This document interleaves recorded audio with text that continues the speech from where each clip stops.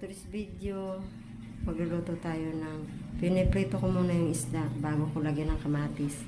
Pero sa amin, iskabitsi. Pero yung iskabitsi ko kasi, walang asukal yun. Kasi ayaw nila.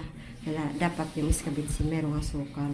So wala din akong sibuyas na onion. So ang ginamit ko is spring onion na sibuyas. Bye. Na may kamatis, magbabakong naman lang sila.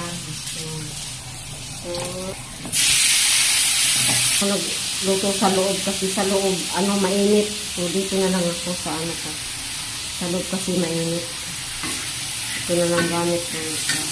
Mainit kasi din. Malalaking pagkahiwa ko kasi mayroon tayong ganyan, tuyo at saka yan. Paminta. So, lagay na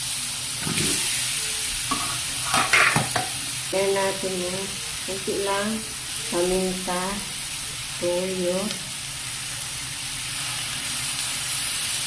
Lagyan natin ng isang kalamansi.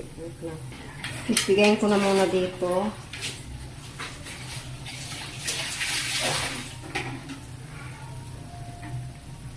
Parang paubos na yung eh. Pasensya ka na, Mara. Sabi. Sorry. Tapos kasi wala akong sibuyas na onion. Ito na. Gusto kasi nila mayroon sibuyas. Diba? Nilagyan ko ng sibuyas.